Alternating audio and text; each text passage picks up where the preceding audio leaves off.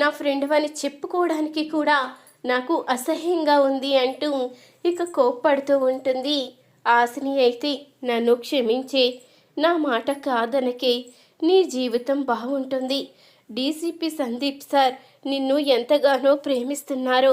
నువ్వంటే తనకి ప్రాణం.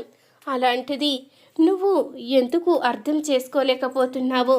ఎందుకు నువ్వు డీసీపీ సార్ని దూరం పెడుతున్నావు?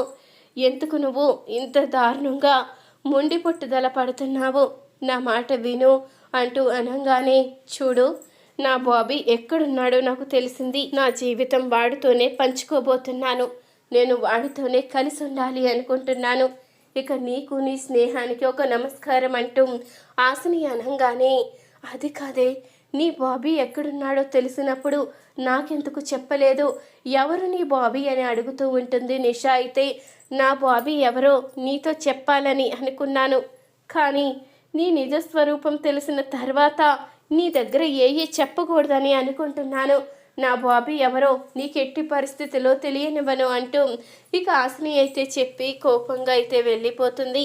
అప్పుడు ఇక నిషా అయితే డీసీపీకి ఫోన్ చేసి, సార్, అనుకున్నది ఏదీ జరగలేదు సార్. ఇక్కడి నుంచి హాసిని వెళ్ళిపోయింది. నేను మీతో మాట్లాడే మాటలన్నీ వినేసింది. తనకి కోపం ఎక్కువ. తను ఎట్టి పరిస్థితిలో కూడా క్షమించదు అంటూ చెప్పంగానే ఆ మాటకి ఇక డీసీపీ అయితే ఒక్కసారిగా షాక్ అవుతాడు.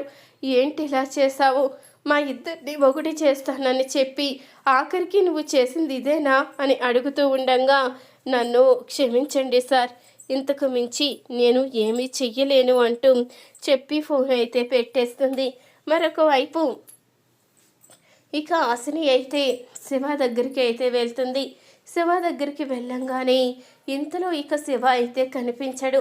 అప్పుడే ఇక అడుగుతూ ఉంటుంది, ఏంటి శివ ఏడి అంటూ అనగానే, ఏమో ఉదయం నుంచి కనిపించడం లేదు, మేము కూడా అదే బాధపడుతున్నాము అంటూ ఇక చెప్తూ ఉంటుంది జాను అయితే.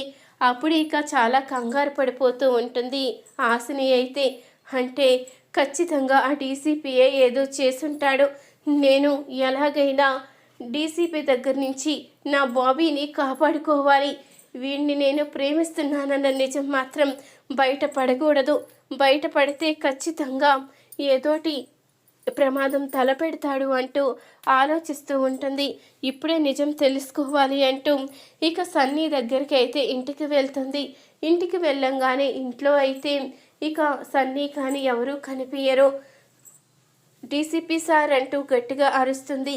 అప్పుడు ఇంతలో స్వర అయితే బయటికి రావడంతో స్వరాని చూసి ఒక్కసారిగా షాక్ అవుతుంది హాసిని. అమ్మాయి మేడం అంటూ అనగానే, ఎవరమ్మా నువ్వు? నన్ను అమ్మాయి మేడం అని పిలుస్తున్నావు అంటూ అడుగుతూ ఉంటుంది స్వర అయితే. నేను అమ్మాయి మేడం, మీ కైలాని అంటూ అనగానే, కైలా నువ్వా? నువ్వు వచ్చావంటే నా బాబీ కూడా వచ్చే ఉంటాడు. ఎక్కడ నా బాబీ, ఎక్కడ నా కొడుకు అంటూ ఇక ఎంతగానో కంగారు పడుతూ ఉంటుంది. అప్పుడే ఇక ఎక్కడ చూసినా ఇక బాబీ అయితే కనిపించడు. నిజం చెప్పు కైలా, నా బాబీ ఎక్కడున్నాడు అంటూ అడుగుతూ ఉండగా, మీ బాబీ నాకు తెలుసు, కాకపోతే ఇప్పుడు ఈ విషయం డీసీపీ సందీప్ చెప్పాలి అంటూ అనగానే, ఏంటి సన్నీ చెప్పాలా అంటూ అడుగుతూ ఉంటుంది స్వర. ఏంటి డీసీపీ సందీప్ అంటే సన్నీయా అంటూ అనగానే, అవును కైలా, మీతో చిన్నప్పుడు ఆడుకునేవాడు కదా సన్నీయే డీసీపీ సందీప్ అంటూ స్వర చెప్పంగానే ఆ మాటకి ఒక్కసారిగా షాక్ అవుతుంది కైలా అయితే. వెంటనే నేను నా బాబీని కాపాడుకోవాలి, నా బాబీ ఎక్కడికి వెళ్ళిపోయాడు అంటూ కంగారుగా బయటకైతే వస్తుంది. ఇక కైలా అయితే, ఆగు కైలా, నాకు నిజం చెప్పకుండా ఎక్కడికి వెళ్ళిపోతున్నావు, ఆగు అంటూ స్వర అయితే పిలుస్తూ ఉంటుంది. అప్పుడే ఇంతలో ఇక లోపలికి బాబీ అయితే వస్తాడు. ఎక్కడికి వెళ్ళిపోయావు నువ్వు? నీకోసమే ఇక్కడికి వెతుక్కుంటూ వచ్చాను. డీసీపీ సందీప్ నిన్ను ఏమన్నా కిడ్నాప్ చేశాడేమో అంటూ అందుకే కంగారు పడుతున్నాను అంటూ అనగానే, నా కోసం ఎందుకు నువ్వు కంగారు పడడం అంటూ అడుగుతూ ఉంటాడు శివ అయితే.